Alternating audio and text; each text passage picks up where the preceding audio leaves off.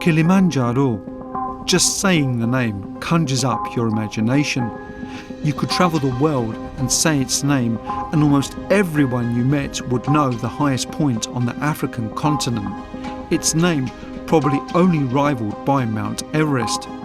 My name is Kevin Ogello, and I've had a fascination for big mountains since I was a teenager, and that fascination started with Mount Elbrus in Russia. Kilimanjaro has been a calling since before I can remember, and now, under the wing of World Expeditions, Kilimanjaro will become a reality. But with all expeditions, things never quite go to plan. But that's the spirit of adventure, and this is my story.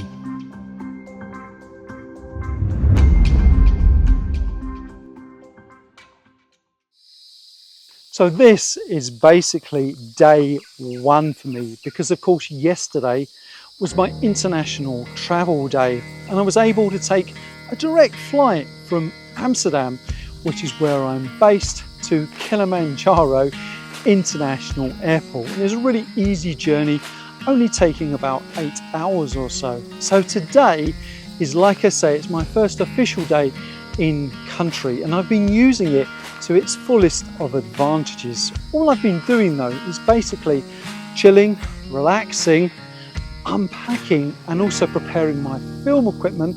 But most importantly, I've been using it to mentally prepare for what will be an epic journey to hopefully reach the summit of Kilimanjaro. And this adventure is exclusively for my channel, so if you can subscribe, it would mean an awful lot to me. I've just been chuckling to myself because I just had a massive, again, deja vu feeling. Exactly the same thing I had when I was actually in Nepal, also with World Expeditions, filming my trek to Everest Base Camp, because there, you know, we were getting to leave from the Radisson Hotel in Kathmandu and getting in a vehicle and then going on our journey. And again, here I am at a hotel, getting in a vehicle, going to start my journey. But I suppose it doesn't matter which trekking company you're with or how you're doing it, whatever, you're pretty much always going to start from a hotel and get into a vehicle. But it just made me chuckle. I thought, hang on a minute, I've already filmed this once. No, that was in Nepal. But anyway, we're going to start loading up the vehicles and we're going to get going. Joining me on this expedition were just two other people, Sue and John, a married couple from Australia, although Sue was originally from Scotland, which is also my ancestral home. It was the first time we'd met Brown. Brown was our expedition guide, and he had summited on Kilimanjaro more than 100 times, so I knew that we would be in safe hands. But more than that, he just seemed like a great guy. Now, I love being in Africa, and in fact I've worked on the African continent many times on filming projects from conservation to human rights in over 22 different countries, from Burkina Faso to the Congo. But this was my first time in Tanzania, and it wasn't too long before something incredible loomed upon the horizon. We've just stopped our vehicle because just over there in the distance on the horizon is our first glimpse of Kilimanjaro. It's friggin' awesome to see it. Massive lump of rock sticking out on the horizon, and we can still see some snow on the summit. It's quite a daunting thought that we will, in pretty much a week's time, be at the top of that massive mountain. So I've just arrived in the national park, and there's two things that are basically going to happen here. The first thing is the administration, and like in most national parks, same when I was in Nepal, there's a level of administration that needs to be undertaken. They're sort of taking your details, your passport details, who your guide is, that kind of thing. And then the second, and probably in some ways the most important thing that's going on, is the organisation of the kit. And as you can see behind me, there's a melee of porters working for different trekking companies, and these porters are the lifeblood of Kilimanjaro, and they will be supporting us by carrying most of our equipment, our tents, our food and all of that stuff up the mountain. Now, I understand that we will have as many as 21 porters for 3 people, which for me just seems a crazy amount. But one thing very, very important to consider, that at least when you come to Kilimanjaro, you are supporting the local economy, and that for me is an extremely important thing. You could argue that you could carry, most of your own kit, but then at the end of the day, if you choose to do that, you're effectively taking a job from a local. So these are the 2 most important things that we're going to be doing here: our administration and meeting our essential porter staff. I need to introduce you to an extremely important person while he's doing his shoelace. So I've caught him unaware, and I'm going to stick this on him. He doesn't even know that. Hello, Brown. Oh, hello. How are you, Kevin? How are you doing? This is Brown. He is our number 1 most important person on our trip, because you're going to be taking us, aren't you? Yeah, I'm going to take you to the mountain for 8 days. So right now here we are at Lemosho Gate starting. So we do our paperwork here, and then after we finish, we start our hiking. And you told me yesterday that you summited something like 100 times. Is that right? Yeah, more than 100 times, because I remember I told you that I was just counting up to 70s, then I get lost. So then from there, I just keep climbing, but I know that I've been there more than 100 times. The moment I met Brown, we struck up an instant rapport. I've worked with so many fixers and mountain guides over the years, I knew that we'd be in safe hands. And as with all trekking companies, it's the people on the ground that really make the difference. Brown took me over to an administration building where all of the bags were being weighed, and this policy was there to protect the working standards of our porters, and I was curious to take a look. Right here, what we do, we just want to make sure that we weigh the luggage to make sure we have only 20 kilograms of the porters, which they are allowed to be carried from here. And what happens if a bag is, say, 23 or 24 kilos? What happens then? We have to call the client and just reduce some amount of the gears, which is not unnecessary on a mountain, and then we can just maybe squeeze it to the other bags. And in the past, was it basically people carrying too much stuff, basically, just too heavy weight for porters? Is that why this was introduced? Yeah, that's why it is introducing that. So they just allowed to carry 20 kilograms, the luggage for the company, including their own gears. It is only, maybe they can go up to 24 or 25, depending how much they just carry their own stuffs. So this is the official start. This is step number 1. There's no turning back now. There's no getting out of it now. What am I letting myself in for? All for YouTube, eh? Since I decided to no longer make broadcast documentaries for TV and instead put all of my energy in creating content on my channel, it's this process that I now truly love. It's so nice to be on the trail again, actually. The last time I hiked was Everest Base Camp, which is a film also on my channel. That was the last time these trekking poles were used, and the last time these boots were worn. Actually, these are new boots, but never mind. But yeah, the last time I was on the trail was almost a year ago. So it's really lovely to be on it again, and I'm hoping today will be quite easy, because I do like a first day of easiness. I enjoy an easy day to start off with. I think it's more mental than anything else, and so hopefully today we've only got about 3 or 4 hours of walking, and then we'll strike up camp. Again, it's quite challenging to film, because obviously filming slows the whole process down, and I don't want to be too much of a burden on everybody else, so I'm trying my best to get cheeky shots like now when I can. There's a big difference when you go on an expedition and you film it versus what I was doing, which was going on Kilimanjaro to make a film. Because to make a film, you need lots of content, you need lots of shot. And on Kilimanjaro, I was beginning to struggle. It's unlike the Himalayas, where you've got prayer flags, stupas and bridges. On Kilimanjaro, I was missing the variety of shots. And as a filmmaker, I was beginning to scratch my head. But this bit here is absolutely lovely. It's not too hot, not too cold. A little bit sweaty I am though, but that's because we're going uphill. But it's beautiful, really, really beautiful. Actually, a little PS to that last statement. I consciously used the word beautiful because on my last trip to Everest Base Camps, I kept on laughing in the edit because of the amount of times I used the word stunning, stunning, stunning, stunning. Stunning views of the mountains around us. Absolutely stunning. But still, stunning, stunning. So I'm really conscious on this trip not to use the word stunning because it was a bit of a joke towards the end. Like, so I'm trying to think of other descriptives, beautiful, amazing, outstanding. But I'm sure at one point in this trip, the word stunning will leak into the edit. But bear with me because I'm sure things will be stunning. I wanted to ask John what had motivated him to join this expedition and indeed what kind of training he'd been undertaking just to prepare. No. Well, I gathered by your laugh there was going to be an interesting reply. No, I had, long story, when I first met my wife, one of her bucket list items was to climb Kilimanjaro. Kids have got old enough and almost independent, out of house.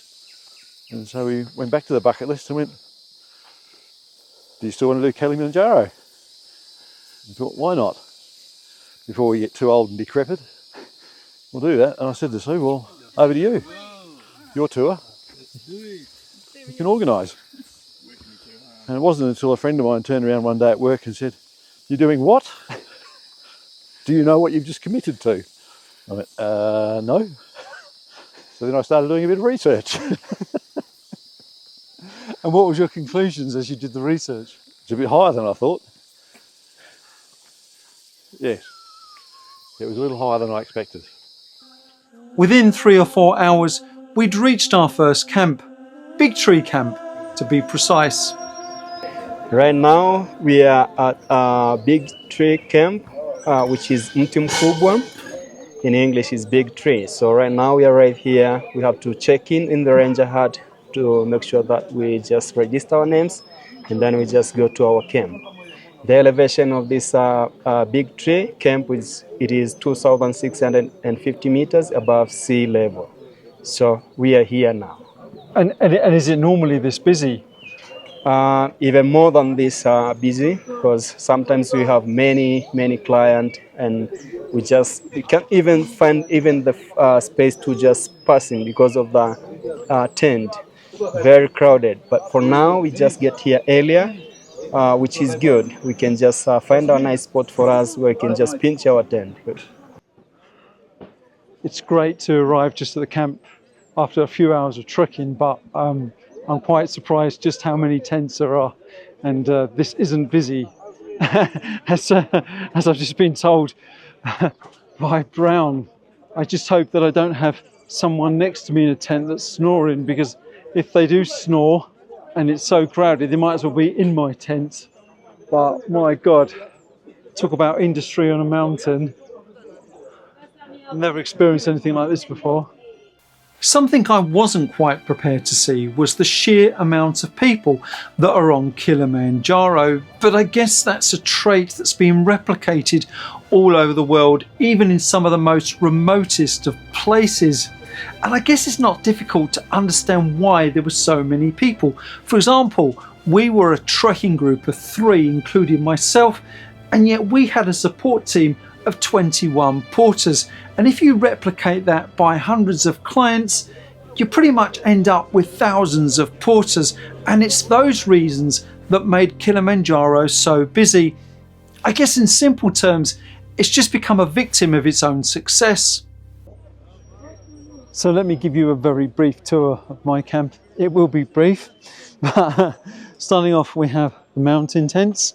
I've got my own tent, which is lovely. Mind you, there's only 3 of us, and obviously Sue and John are married, and so I've got my own tent, which is fantastic. It's quite big inside, so that's perfect for all my filming gear. And then over here we've got a toilet. I won't open it, but it's basically a chemical toilet, which is quite surprising because normally on expeditions it's a hole that is dug and then the hole is refilled. But I guess with this amount of people constantly on the trail, that would be a recipe for dysentery. So it's a chemical toilet.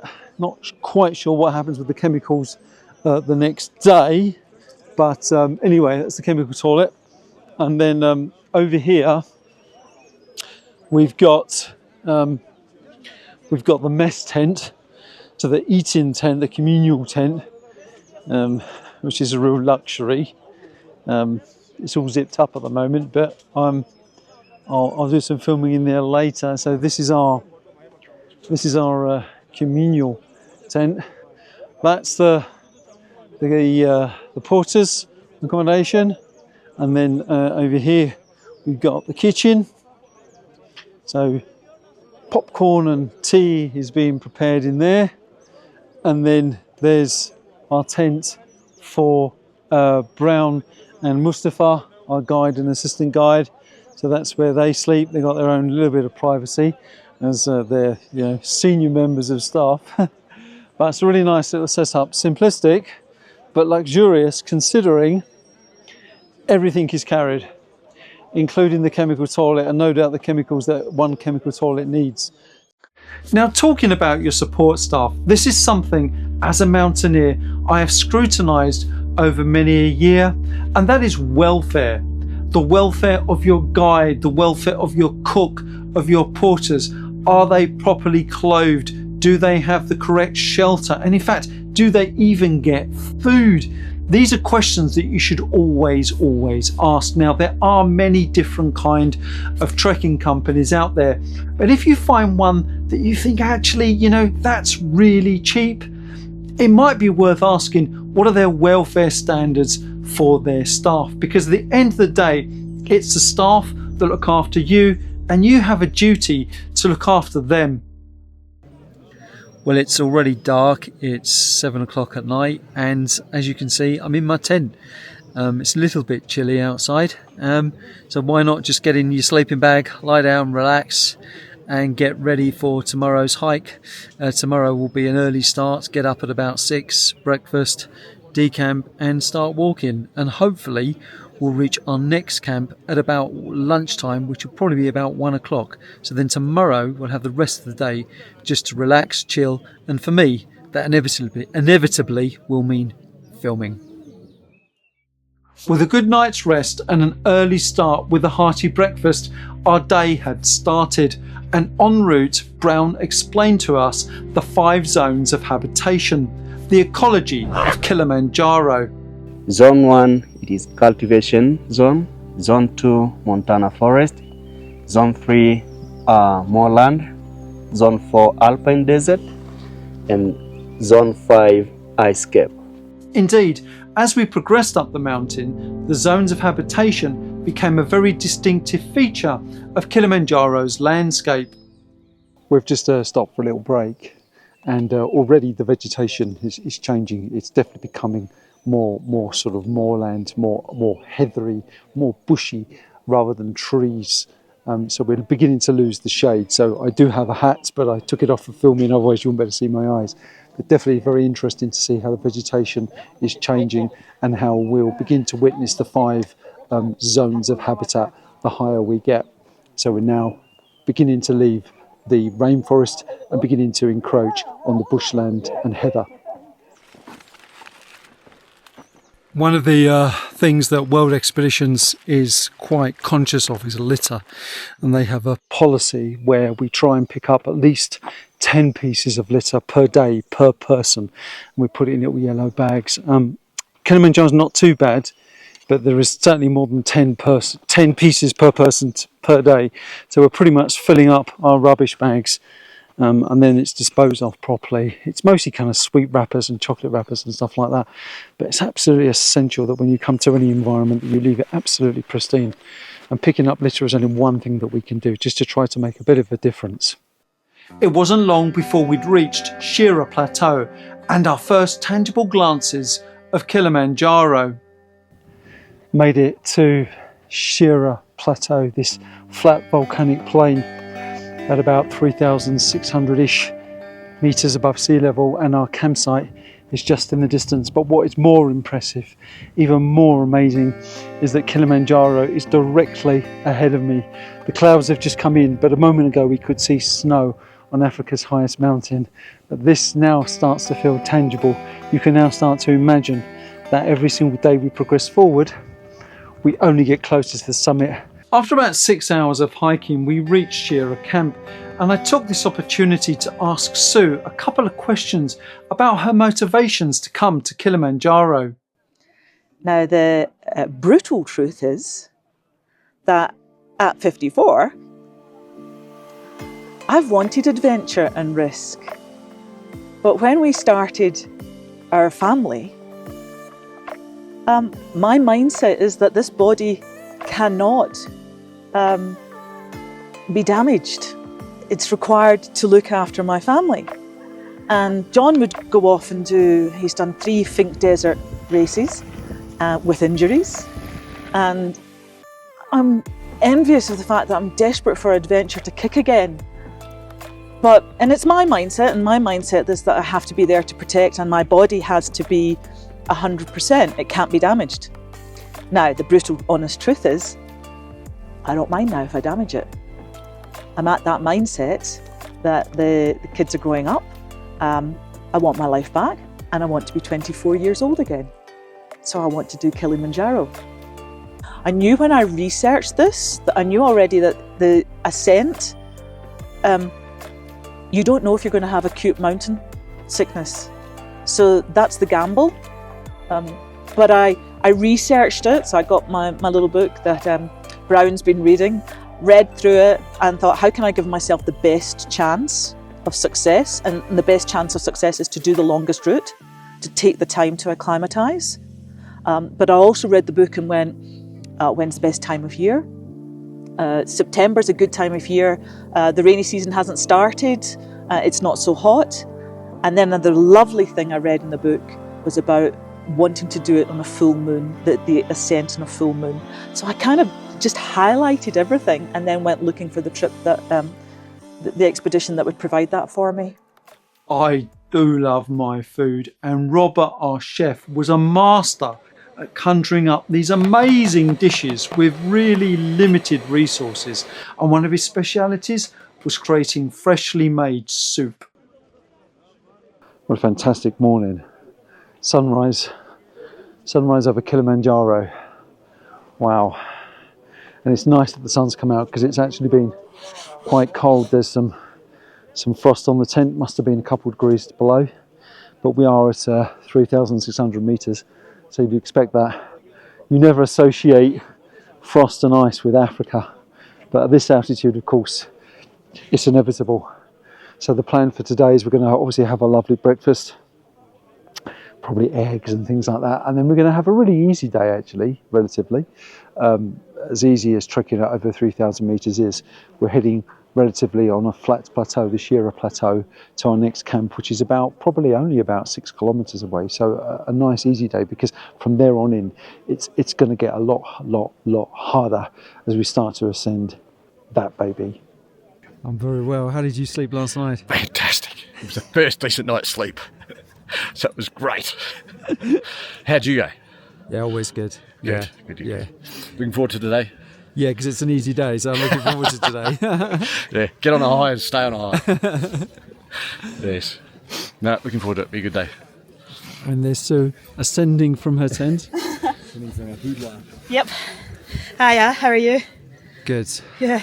How do you find 2 people in the tent trying to pack and unpack and all that? Just got to be organised and cooperative. But we've got a great divide. So we work around it like that. But yeah, I've just got everything in stuff sack, so yeah, it's okay. Just got to be organised. Oh boy, it's tough work just putting on one boot, and it's cold, that boot. But I found you guys slept. I was up at 1 o'clock. Too excited. Too excited. I'm way too excited. Too busy dreaming about it. So, but it was all time resting, and I feel rested. That's the most important thing, isn't it? Yeah, I feel rested, happy and rested. I've just realised that in all the greater ranges that I've trekked in, from the Himalayas to the Andes, to the Caucasus, etc. You never have a situation where your end goal is the only mountain around you. You know, because of course Kilimanjaro is a freestanding mountain. When you're in the Himalayas, you're surrounded by mountains, 6,000, 7,000, 8,000 peaks. Whereas here, you literally are, every step you're doing, you're walking closer to your end goal. It's quite bizarre really, because there's nothing else looming on the horizon apart from Kilimanjaro. Although we were above 3,000 meters, there were still signs of wildlife, and in fact Mustafa had noticed some tracks in the dirt. Okay, on the ground we have seen the buffalo print, which they're normally walking in the night for feeding themselves. So in the morning or in the afternoon, they normally sleep, so it's hard to see them. So normally the buffalo coming on the mountain for the melting salt on the rocks, just for the calcium. Yeah, also we have a mountain goat like Clip Springer. Also we can finding at this level of the Shira Plateau. Also they're mostly like walking in the night. You can't see them in the morning, maybe. A few times you can see in the morning, but mostly they're walking in the night just for feeding themselves. Okay, so if you look at the top of the mountain, you can see like a woman just lying down with her back. You can just see like a nose, you can see the lips, you can see the chin, and then you can see like a chest, and then you can see the bell with the nice hair, white hair just lying at the back of that glaciers over there. And does that have significance to local culture? Previous and our ancestors, they believe that this is a mother god. That's why, yeah, it has God. So is that why you call Kilimanjaro a she? Yes, that's why we just call it She is Beautiful, because of the image you can see on top of that. I still have to kind of pinch myself that behind me is Kilimanjaro. It's just one of those magical names. You don't have to be into mountaineering to say to someone, I'm going to Kilimanjaro. It's renowned the world over as Africa's highest mountain. And the hiking has been really good. We're on day 3 currently. And the only challenging part really is that it's hot. It's hot, but it's cold, and the combination is quite challenging to kind of find that middle balance to keep yourself warm, but also keep yourself protected. And I know I've got my hat off at the moment, but the moment I stop filming, the hat goes on. But anyway, but it's been remarkable. It's been really, really beautiful. And like I say, it's been relatively easy. Currently at 3,600 meters, give or take. That's no problem. 3,600 is nothing. But now it's going to start getting a little bit higher, a little bit harder, and the next couple of days are going to be certainly challenging, that's for sure. Personally, I've been a lot higher than the summit of Kilimanjaro, but I've had a lot more time to acclimatise. And altitude is a game of roulette, and it's a game that you should never really play. The golden rule is that if you don't feel good, listen to your body and be honest, because the mountain will always be there, and you might not be if you don't take the signs of altitude seriously. So my advice would be that at the end of the day, whatever your motivation to climb Kili, it is a holiday, however you cut it. And although I'm doing this exclusively for my YouTube channel, it's just for my YouTube channel. And that if I don't make it, then that's just the game that I'm playing. Because the most important thing is that you feel good, safe, happy, that you enjoy it, and that you come back alive. We had just reached Shira 2 camp, and although things were going to get a little bit more challenging from here on in, spirits were still high.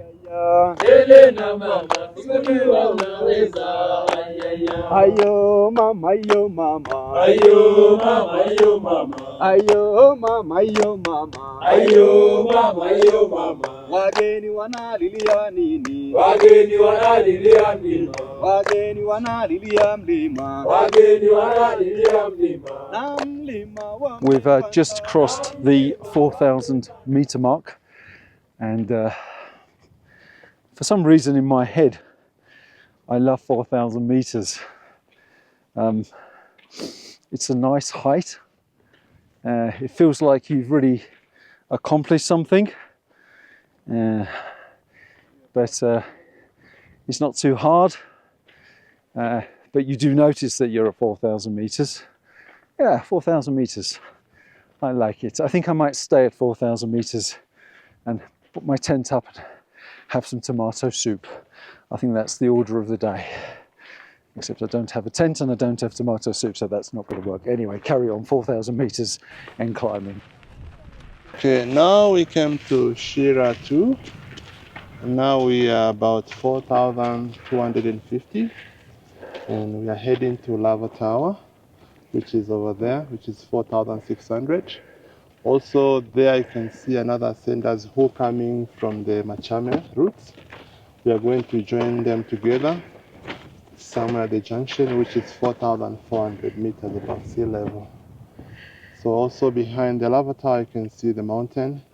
But we are going to having our lunch and acclimatize for 1 hour before descending down to the Barranco camp. We're heading towards the Lava Tower, one of the main features on our trek, and it just dawned on me what it reminds me of. Now, I'm a real Steven Spielberg fan. In fact, when I was 13, I wrote to his production company, Ambling Entertainment, actually asking for a job, and I did get a reply, and that reply is framed on my wall from Mr. Spielberg himself. But what Lava Tower reminds me of, and some of you have probably already twigged, for those of you that have seen the awesome film Close Encounters of the Third Kind, it looks like Devil's Tower in Wyoming. I think it's Wyoming. I should know. I've watched the film literally 50 times. But anyway, I'm expecting a UFO to come and land on it as we have our close encounter. I don't think that's going to happen. But anyway, it really does look like Devil's Tower from Close Encounters. And I'm really looking forward to getting there. And also, it's a particular height point. Just 1 second. Mustafa, how high is Lava Tower? So Mustafa's just told me it's 4,600. So that's our height elevation for the day, but it looks absolutely awesome. You know, Kilimanjaro is most certainly an adventure, and it's definitely a challenge, but I was struggling to build a connection with the landscape, because before I went, I had a pre-visualization of what this film would look like. I shot it on my mental TV, but I was frustrated because I wasn't able to capture all of the content and all of the type of shots that I pre-visualized. There simply wasn't enough things to film, and you need those shots to pin all your voiceover on. It's the way that we as filmmakers are able to tell a story. We need shots, we need content. And that's one reason why now I'm sitting here talking to a camera, is because I didn't get the variety of shots I needed to be able to tell my whole story. Directly behind me is the infamous 200-meter Barranco wall. Now, there's so much stuff online on the internet that kind of sort of puts this fear and trepidation into you. But tomorrow I'm going to experience it myself and sort of see how it really is. Personally, I used to be fine with scrambling and indeed rock climbing, but in the last couple of years my eyesight has deteriorated and I can't really focus on things in the way that I can, and it gives me a false sense of perspective. So we'll see how it goes tomorrow. I'm sure it'll be fine. We've got 2 excellent guides with us that are going to look after us, so we should be fine. Anyway, tomorrow, Barranco Wall. You know, sometimes when you film, you simply can't do scale and justice to the surrounding area. Things just look so much more impressive in the real world, and the Barranco Wall was certainly one of those examples. From the bottom looking up, it certainly looked intimidating, but it was the adventure that I was looking for. This camp is crazy. You can only do it justice with a drone. It's huge, and it's because various routes have converged at the Barranco wall. I estimate, difficult to say exactly, but I reckon there's about 1,000 people here in total. Like I say, you can't really see, but there's a lot of activity. And what's also quite incredible is that all of these people, porters especially, with all the stuff they're carrying, are going up the Barranco wall. I had a look at it this morning. It looks extremely intimidating, but these things do tend to look more intimidating when looking up at them, because obviously you can't see what people are walking on. But nonetheless, the sun's just come up over the ridge, as you can see, and everyone's deep pitching, going to be heading up the wall. I'm not sure how much filming I can do, but I'll try my best and get this thing done, eh? Now, as you approach the Barranco wall, you could start to appreciate the route that we would be undertaking.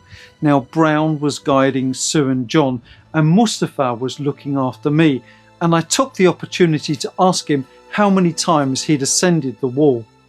I've been climbing more than 300 times.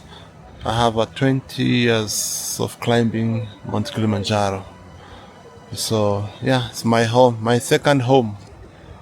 It just looks impossible from the bottom looking up, but clearly it's not. Yeah, it's easy. Monkey business.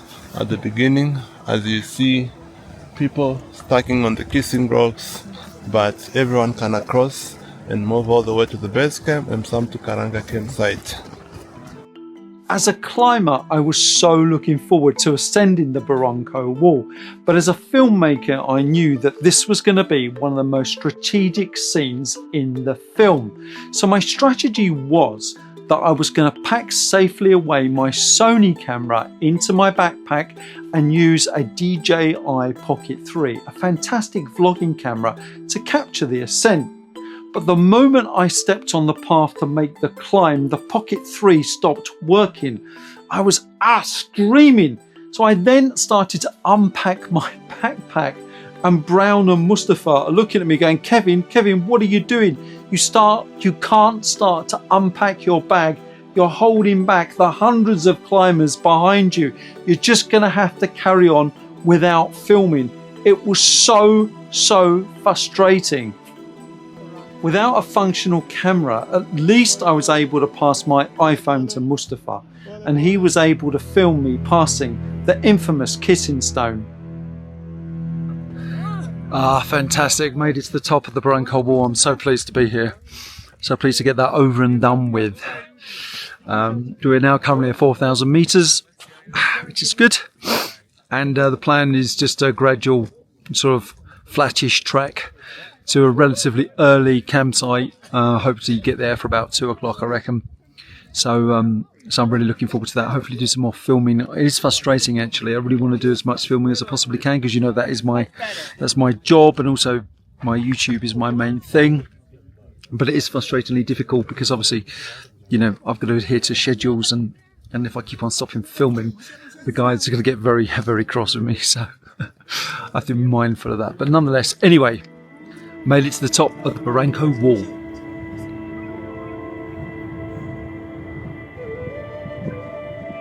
This feels really, really beautifully remote. We've kind of lost all the crowds, and for the first time I actually feel that I'm on a mountain. I know that sounds a bit daft, but it feels like I'm sort of connected more to where I am at, rather than just another tourist walking up a big lump of rock. This is magical. When you think of climbing Kilimanjaro, you think of this freestanding volcano, and you think you just walk up it. But there's an awful lot of ascent and descent. And I don't know if you can sort of get a sense of that, but we've just descended that. And now we're ascending up again to our camp for the night. But again, as hello, Jumbo Jumbo, as Makuna Matata, famous line, eh? But the porters are the ones that are absolutely carrying crazy amounts of weight, well over 20 kilos, no poles, overtaking us. I don't know. Every time I see a porter, whether it's Africa, South America or Asia, it blows my mind. And later on, they've got to go down and get water from the river. Can you imagine saying to a Westerner, you've got to go and hike basically 2 or 3 kilometers, but then you've got to climb 500 meters up, carrying 20 kilos of water on your body for a client? Like, this man is a hero. Can I just look? This man is a hero. Yeah, I'm hero. He's Superman, seriously. How much does that weigh? Yeah? How much does that weigh? How many liters? It's 20 kilograms. 20 kilograms. 20 kilograms, yes. That's 20 liters of water. Yes. I'm complaining because I'm carrying 1 liter of water in my drinking bottle. Unbelievable. Anyway, thank you so much, sir, for all your work. Thank you. Okay, thank you. Absolutely amazing guys. Absolutely amazing guys. What can I say? What can I say?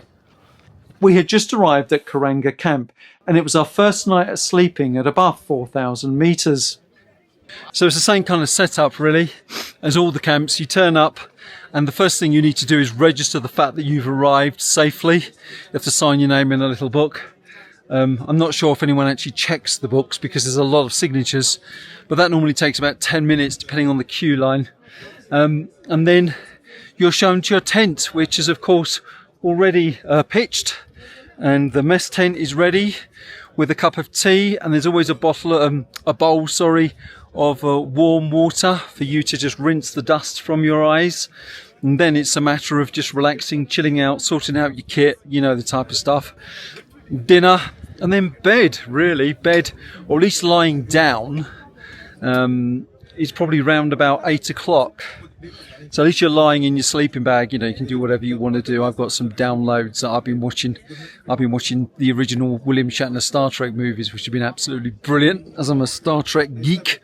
Anyway, but yeah, it's very well organised, very much routined. What I would say is that if you want to somehow break that routine for your own personal reasons or goals, that doesn't bode well. So you've got to pretty much stick with the routine. Certainly from a point of view of filming, it does make it harder because you can't just stop for an hour and film.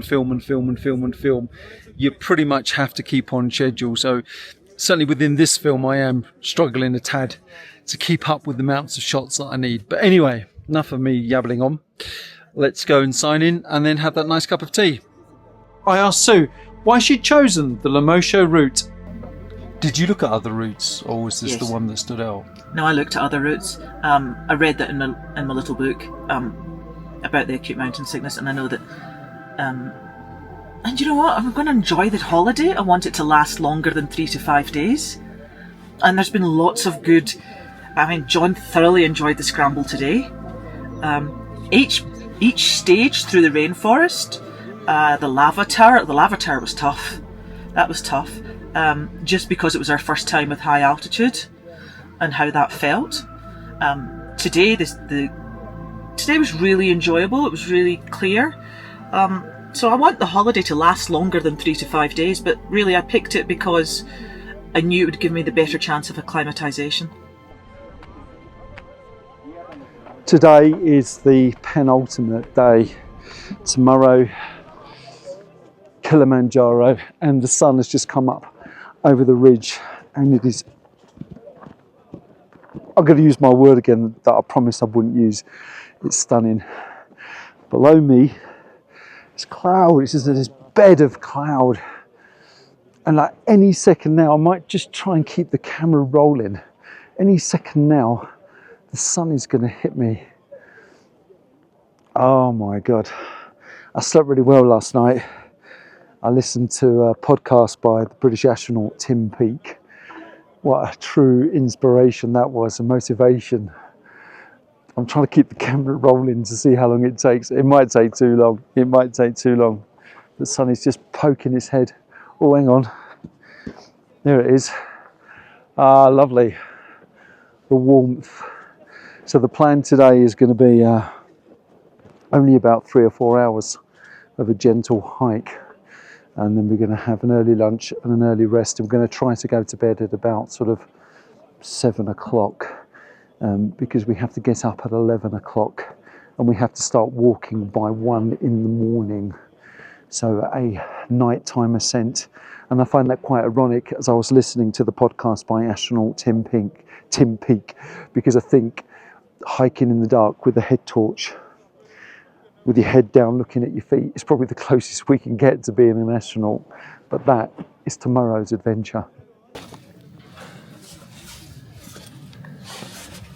How are you feeling, John? Good. Good today. The sun's out. Warming up. Very cold night. No, ready for a day. Ready for the day. So, good. Should be good. Any effects of altitude? Oh yeah, big time. No idea what I was getting myself into. So yeah, learning to cope very quickly, or trying to learn to cope. So yeah, day by day. But good experience.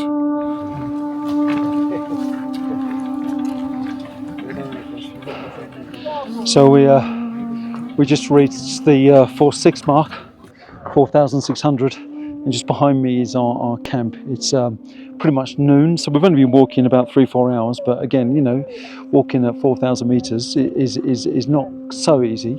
But we're going to now kind of prepare. We're going to spend the day sorting out our kit and just getting ready for the big push, leaving at 11 o'clock, or rather getting up at 11 o'clock tonight, and then leaving round about 1 o'clock in the morning with our head torches on into the clouds, where it's going to be a full moon, and I'm really looking forward to it.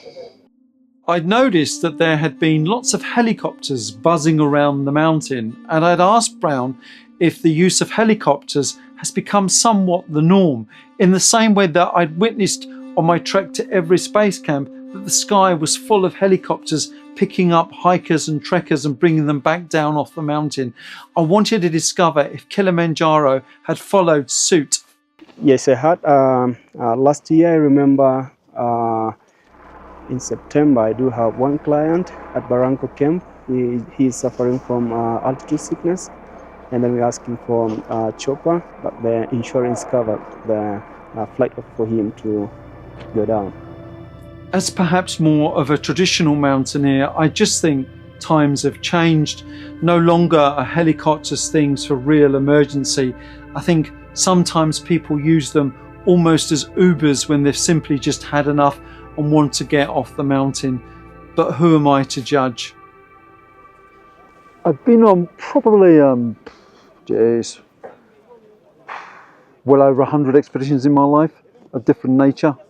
95% of those are filming orientated, and this is the most unusual I've been in, to be honest. I've been to Everest base camps on both sides of Everest, and they're small compared to this. To use the word, it's like a village. It's not. It's like a small town, minus shops and schools, and you know what I mean. The only way I could justify how big this setup is with a drone, and as you know, drones are not allowed in the national park without all the permits. Anyway, it's huge. There are literally thousands of people here, and what's really strange about it is that one reason why there's so many is because yesterday's summiteers are coming back down. So you've got double the traffic basically, and we will be returning to this spot and carrying on tomorrow. So it's obviously a very, very, very busy place, hence why it's so crowded. Yeah, I wasn't expecting this amount of people, if I'm brutally honest. But it is what it is. It's the nature of the world over. You know, there are more people on the planet, and we have more money to spend, and we want to find solace and adventure and wilderness. Is Kilimanjaro wilderness? No, but it's definitely adventure. I went to bed that night full of excitement for the conclusion of my Kilimanjaro adventure. But as the night wore on, something in my body didn't start to feel right. And after a couple hours, I knew that I needed to make a decision. So this was an entry I wasn't expecting to make a few hours ago. Basically, I've decided not to attempt to summit on Kilimanjaro, and I think I've made a very, very wise choice. So basically what's happened is this. The medical advice when coming into Tanzania is to take anti-malaria drugs, Malarone, and I've been taking them pretty much until we left kind of the rainforest zone, because there are no mosquitoes up here. And tomorrow, believe it or not, we will start going down and we'll start to re-enter that habitable zone of the mosquito. So what I decided last night, according to the paperwork of the tablets, was I needed to start taking them in advance. And so last night I took some Malarone, and it's made me feel very, very strange. I've been using Malarone my whole life with no problems, but I've never started a course of Malarone at nearly 5,000 meters, and it's really playing havoc with my heart rate. And you know what, with this kind of environment, is it the Malarone? Is it altitude? Is it altitude? Is it the Malarone? I'm not going to take any chances. Going to Kilimanjaro isn't necessarily about reaching a high point. It's about the spirit of adventure, meeting new people, making new friends, and embracing a challenge. And for me, that is more important than getting to the top. So my plan is to go back to bed, if I can go back to sleep again, because my adrenaline is pumping and my heart rate is going crazy, but try and get some sleep. And then Sue and John will be back down probably in about 10 hours time, and hopefully give them a big hug. It's not the ending that I wanted, but at the end of the day, I've seen too many people become too seriously ill at altitude, and I'm not going to play that game. I want to have lots more adventures on my YouTube channel, and for me that's more important than just getting to the top of a mountain. So from that, I'm going to sign out and try and go back to sleep. Naturally, it was a disappointment, and in the cold light of day, while sitting here recording this interview, there's this voice in the back of my head that says, "Oh, Kevin, you could have done it, you could have pushed yourself." But you know what? I've been in this mountaineering game for too long, and I've seen too many people to succumb to problems on the mountain. And one thing I didn't want to do was put Mustafa and Brown and the others at risk for my own ego. So on reflection, I think I made the right decision. In the distance, I can see people coming down, so hopefully John and Sue will be hopefully back down, and I hear that they managed to make it to the top, which is absolutely awesome. Personally, I think I made the right decision. I feel okay now. I think that Malarone has worked its way out of the system a little bit. My heart rate is still quite high, but anyway, it is what it is. I'm just looking forward to seeing the guys, and seeing Farouk and seeing Brown, and seeing their stories of what it was like to reach Africa's highest mountain. But well done, they should be down soon. You okay? Yeah, very good. Oh my god. We're done. Oh, literally. Yeah, literally done. I asked Sue if she could capture the moment she and John reached the highest point on the African continent. Okay, Kevin, straight into the sun. But hey, it's sunrise. I don't know, it's 6:30 I think. It's freezing cold. We're actually here before, that's the moon. We're actually here before the crowds. And even then we had a bit of a jostle for the photo. Okay, there's the clouds down below. There's Brown, the glacier. He's waving at you. And coming right on back to Uhuru. Bizarrely, the moment Sue and John returned to camp, the camera that I started to film them on also started to malfunction. It had been a really frustrating 24 hours on Kilimanjaro. Sue's and John's adventure had not yet concluded we all still had another 2 or 3 hours of descent to reach our lower camp. It had really been a long day for them. Finally, we'd reached high camp, the last night in our tents and pretty much the conclusion of our Kilimanjaro adventure.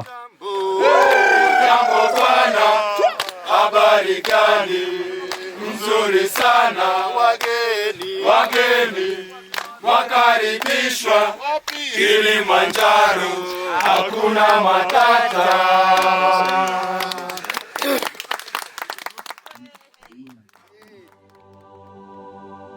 For me, I know I didn't reach the end goal, the summit of Africa's highest mountain, but you know what?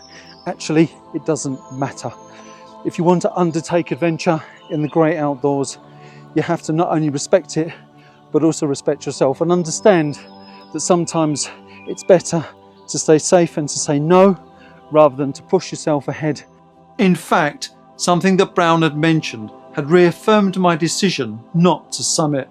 And actually Brown said something to me just yesterday. He said, "Kevin, thank you for not trying and pushing yourself and seeing how far you could have got, because at the end of the day, it would have been him and his fellow guides and fellow porters that would have had to dealt with me as a problem.